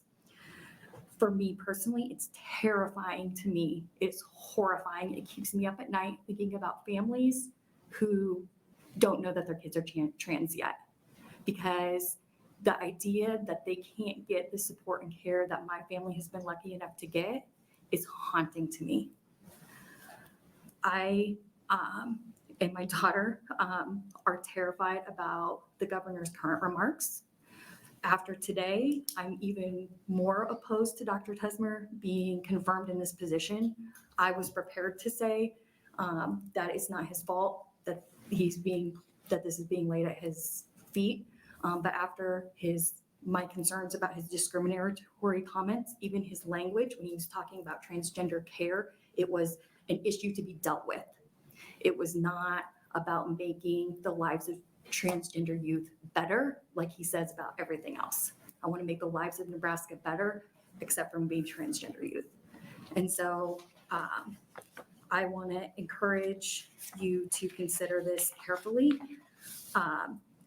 that we need someone who's been through this process or that's worked directly with the trans community, because the message that we are sending is that trans youth should be alienated, that they're broken, that they're mutilated, that they should be treated differently from their non-trans counterparts. And confirming this appointment is only going to further that message. And I think the message should be that we need to treat trans care with urgency and the importance of those kids reaching their full potential. Thank you for your time. Thank you. Are there any questions from the committee? Yes, Senator Kavanaugh. Thank you. Thank you for being here. Thank you for advocating for your daughter. It's been a rough few months. I'm sure it has. And I'm sorry for what we as a legislature have done to you and your family. And I appreciate you being here. And you're an amazing parent. And also, your daughter is brilliant. And she's brilliantly famous. So I'm just, That's recent. my husband's texting me about her. So thank you. Thank you. All right. Thank you for coming to testify. We'll take the next testifier in opposition.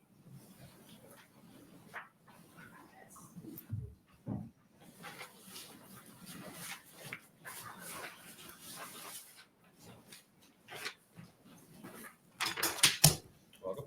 Hello, Ryan Nickel, RyanNickell, representing myself and speaking in opposition to the appointment of, I forget his name. Dr. Tesmer, thank you. I'm gonna go off script and just say I agree with the previous speakers. But about process. So I believe that the doors to this room need to remain open because it says so in the Constitution. And that's all I'm going to say. Okay. All right. Thank you for coming. Take the next testifier in opposition.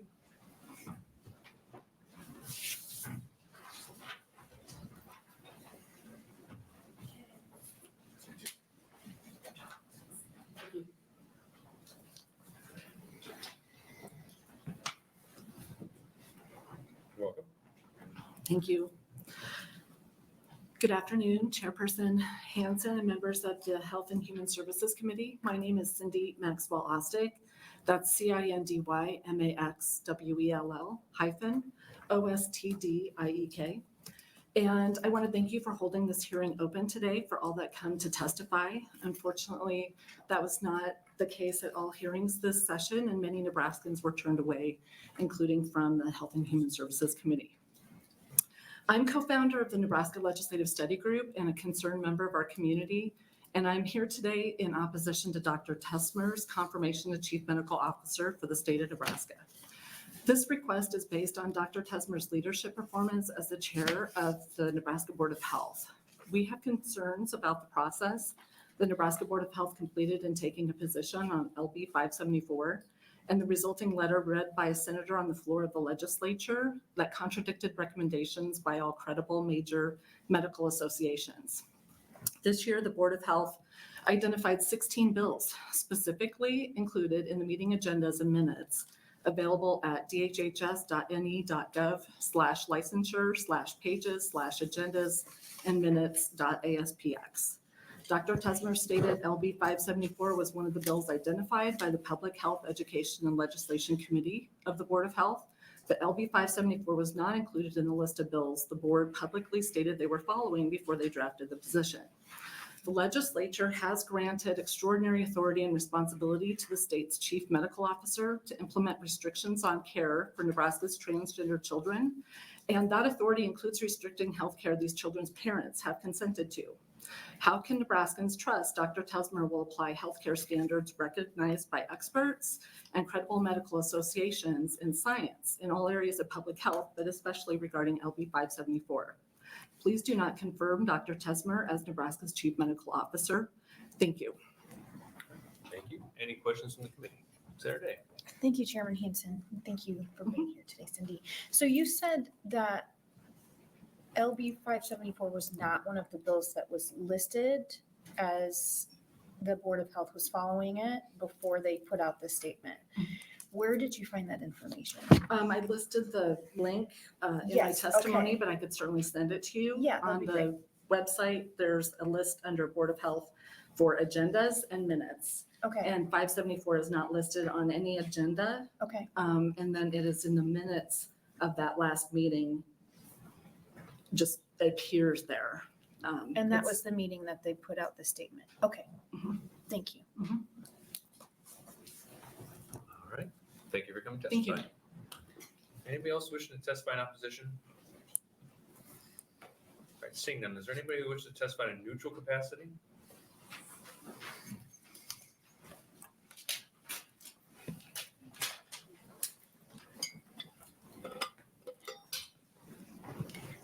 Welcome. Okay. Hello, my name is Dr. Helen Grace, HELENGRACE. I appreciate the opportunity to be here today. I do want to preface that I thought Dr. Tesmer would stay in the room because my comments are generally directed toward him in this neutral capacity. I'm a board certified pediatrician here in Nebraska, and as a pediatrician, public health is paramount to the welfare of children in our state. In my role, promoting and protecting the health of children in the communities where they live, learn, work, and play is very critical. Pediatrics automatically lends itself to this arena as the goal is prevention and promoting wellness for all Nebraska children and their families. There are significant concerns affecting children today, as I'm sure most of you are aware. As the world and our state recover from COVID-19, many of the long-term effects on our children and them not being in school and all of the other things are just becoming clear. From March 2020 to October 2020, mental health-related emergency department visits increased by 24% for children ages 5 to 11-year-olds, and 31% for children 12 to 17. This is compared to 2019 CDC data. Therefore, in 2021, the American Academy of Pediatrics declared state of emergency in response to the mental health challenges facing children, adolescents, and their families during the pandemic. The suicide rate has increased significantly for children, and the increase was even greater in children 5 to 11. That used to be a very rare phenomenon. While it is still not common, it is no longer rare, and that is very concerning. The rate of attempted suicide for children in the US is about 7 to 8% roughly. Compared to that, 40%, that is not a mistake, 40% of transgender youth have attempted suicide. Not suicidal ideation, not a thought, have attempted suicide in their young adult or teen years. The LGBTQ youth are not inherently prone to suicide risk because of their sexual orientation or their gender identity. This is very important to note. It is not their inherent sexual orientation or gender identity that increase this risk. Rather, they are at higher risk due to mistreatment and stigma that they are subject to in some parts of our society. This makes it much more difficult for these children to find appropriate medical and mental health services. The most protective factor for struggling youth is a supportive and loving family. Heather just demonstrated that for you today with her testimony and how well her daughter is doing. I bring this information to you here today so you understand the struggle that we as pediatricians are facing for children in the state. I bring this information to be helpful. There are ways to help. Many people have been working hard to help our kids. I had hoped to say to Dr. Tesmer that I would like to count him in that group. There are resources in our state that already meet the criteria set forth in this law. The American Academy of Pediatrics, the American Medical Association, and the American College of Obstetrics and Gynecologists all have established guidelines on reproductive health care and transgender care. I am more than happy to serve as a resource in this landscape and have many colleagues also willing to lend you their expertise. My sister is an ENT as well. I was going to tell him that. I often joke with her that if something's going on with the child and it's below the neck, she better call me. I also grew up in Grand Island, so I was hoping, I'm sure Dr. Tesman and I have people in common. I look forward to working with him and with you to take care of children in Nebraska. Thank you for your time today. And if you have any questions, I'm happy to respond. Thank you. Any questions? Yes, Senator Day. Thank you, Chairman Hanson. Thank you for being here today, Doctor. Would it be possible for you to send my office a typed up copy of your testimony, please? Sure. Yeah. Thank you. Any other questions? Senator Walsh? Thanks for coming and thanks for your testimony today. Because he's an ENT, do you think that he's still capable of following through with what he needs to do based on his background right now? So in the past, the Board of Health has always been, did you have good knowledge in public policy? Can you put together a coalition? Can you be a good leader? Based on some of what he said today, that he would pull in experts from our state who treat patients, those people are available. Some of us are sitting in this room today. If that is what happens, then I do think that he could lead. I think most people with an interest in serving Nebraska could lead the Board of Health if that's where their heart is. He told us today that his heart is to serve Nebraska. But my concern is, and that's what I hope to help him with, is that he doesn't know all of Nebraska. None of us can, but that he would reach out to those of us who do know some parts of Nebraska that he is not familiar with. So he could do it, but I'm learning more about what happened with the letter and the Board of Health. And it doesn't look like in that regard, he did do that. There are people in the state available, and it looks like the letter got signed very quickly without discussing it with other physicians. So if he's really going to build a coalition, I think he can do this job. If he chooses not to build a coalition and he is in politics instead of medicine, then I don't think he can do this job.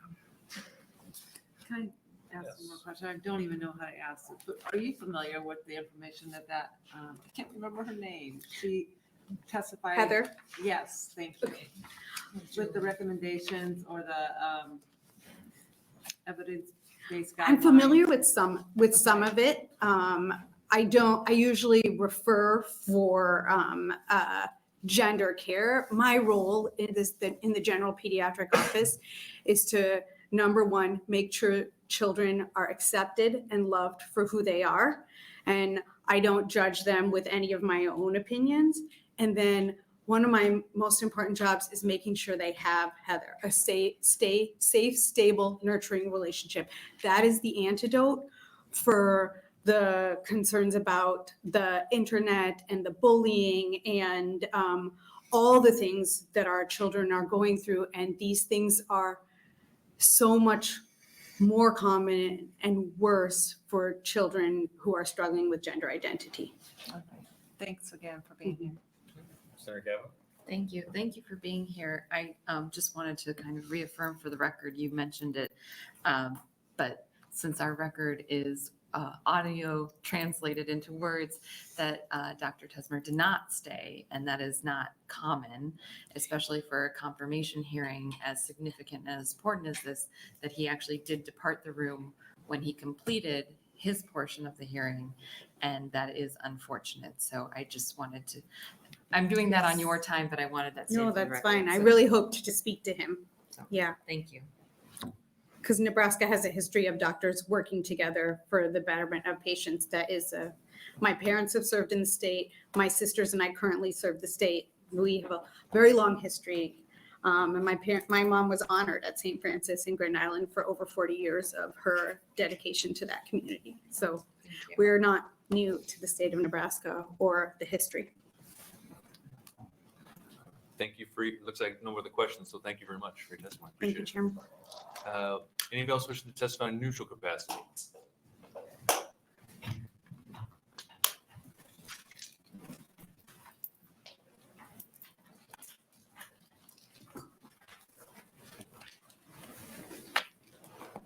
Welcome back.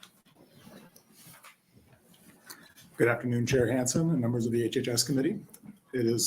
My name is Dr. Alex Dworak, ALEXDWORAK. In the spirit of civic engagements and participatory democracy, it is once again my honor to come before you in testimony about the appointment of Dr. Tesmer as Chief Medical Officer. I'm a proud resident of Senator Reepe's 12th District, and as the HHS committee is aware, a board-certified and award-winning family physician and advocate. My practice includes care for the LGBTQ+ community, including trans people of all ages. I did not make the drive to Lincoln for the 10th time this spring, coming out of clinic, to speak for or against Dr. Tesmer, but to speak to him. I also thought he would be in the room. I do not know him. My only bases for forming an opinion about him are what I hear from Lincoln friends and colleagues who have nothing but good things to say about him as a practicing physician and surgeon, as well as the Board of Health statements and attendant issues, which I was well familiar with before today. I have been eager to see how Dr. Tesmer would demonstrate and exercise his oath as a fellow physician and show his commitment to the health of all Nebraskans in the event of his confirmation. Specifically, he's being directed to draft and promulgate regulations about puberty blockers and hormone therapy for people under 19, regardless of parent desire or patient desire or parental support via full informed consent, which, as has been mentioned, is already the standard of care followed here in Nebraska. If he is willing to work with clinician experts on the care of these patients, we are already well familiar with the literature about it. I've distributed some of that now, and have plenty more that I can get upon request. Besides those materials from the Nebraska Medical Association, the Nebraska Academy of Child and Adolescent Psychiatry, the American Society for Plastic Surgeons, the American Society for Reproductive Medicine, and the American Academy of Pediatrics, I had additional materials that I was hoping to give him that I didn't print because they were over 40 pages and I already run my printer pretty hard. From the American Academy of Otolaryngology Head and Neck Surgery, his professional society, which are strongly in support of gender affirming care. I also want to point out, he mentioned making medicine more attractive. I have told every member of the HHS committee multiple times that LB 574 is already damaging this and that medical students and trainees have already left specifically because of it. They've told me that directly. Returning to his appointment, I would be honored to both to volunteer my time and work to make connections with Dr. Tesmer among the medical community, including the fairly small number of us who do serve the trans community. If he should prove himself a respectful ally of these marginalized patients whose mental health is significantly worsening due to the actions of the legislature, and as Dr. Grace pointed out, it wasn't great before this, I would also speak to the trans community to highlight that he was working to do good in a clearly very stressful situation. The governor at whose pleasure he would serve has clearly signaled his goals. To the aforementioned groups in medicine and the trans community, the actions and interventions of Governor Pillen and the legislature are less a dog whistle than a train whistle. They are part of a cacophony of daily reminders that young trans people are not free to be themselves in Nebraska. This law constrains and threatens those it does not protect. The Chief Medical Officer has a unique chance to restore the legitimacy of government in the eyes of many Nebraskans who, as has been mentioned, are hurting very badly right now. All that he would need to do is the exact same thing he has done his entire career. Work collaboratively with other physicians in other disciplines to promote best practices for the good of all patients. I wanted to thank Dr. Tesmer for his service thus far and volunteering for this position, and I also wish to thank you, the HHS committee, for the opportunity to share my views and come before you once again. I will happily take any questions you might have. Thank you for your testimony. Are there questions? Senator Walls. Thank you. Thank you for coming today. Appreciate it. I'm going to ask you the same question that I asked the testifier before about the recommendation regarding him being an ENT. Do you see any problems with that? Inherently, thank you for the question, Senator. Yeah. Inherent in that, not necessarily because, as Dr. Grace mentioned, no physician can know all of Nebraska, nor can they know all of medicine. I think that it is more important that they are able to form a coalition, and work with other physicians and other stakeholders, including nurses, as one of the other testifiers was, community groups and community members, as some of the other testifiers have been, and make sure that they are earning trust. And I think that based on the issues surrounding the Board of Health, and I would also agree with what I've heard today, that that's an uphill climb at this point. I have no reason to believe that Dr. Tesmer is not up to it, but this is an extremely tense time for many reasons, and this is not an easy time to take that job. So I think that it was going to require a lot of dedicated effort, a lot of outreach, and a lot of humility and listening for him or anyone else who is in that position to successfully accomplish this and, again, be regarded by the people he is serving in a positive and trusted light. Thanks. And then you, follow up, when I held this up, you were shaking your head like, yes, I do know that. Yes, I did not print off the Endocrine Society or Pediatric Endocrine Society recommendations. I have access to and will be very happy to provide literature from them, from the American Academy of Pediatrics, the 200-plus page WPAP 8th edition standards of care, which I have reviewed. I could also be in touch with some of the people at Fenway and Harvard, as well as UCSF, where I have gotten my training over many years, and on whose guidelines and publications and research I rely in this, just like I go to the literature for cardiology and hepatitis C treatment and all the other things I do. And so I would, both in helping Dr. Tesmer or whoever the chief medical officer in general, as well as any of you here in the HHS committee, I would be honored to engage in civic service by providing you with that literature, with which I am quite familiar. All right. Thank you so much. I appreciate that. Thank you. Yes. Thank you, Joanna. Dr. Dwyer, good to see you again. Thanks for being here. Thank you, Senator. Thanks for your persistence. You've been here 10 times, as you said, and I know if it took another 10, you'd be here 10 more. My question would be, is there one or two just overwhelming concerns that you want to share with us that about pursuant to the appointment or in general? About the appointment. Thank Yeah, you, I'd Senator. like to stay focused on that best we can. Thank you, Senator. I will do my best. I think that my concerns with the appointment, again, inevitably lead back to the climate in which it is made because of 574 and the unprecedented nature of the delegation of responsibilities for one specific area of practice in opposition to the consensus of literature and national and international experts in teaching, which I have, again, sought out.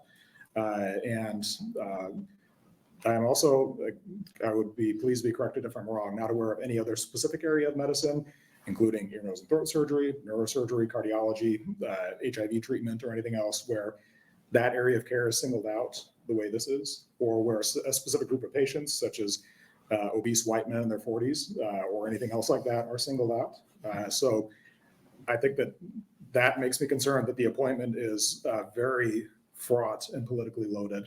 I did get to watch the signing ceremony virtually.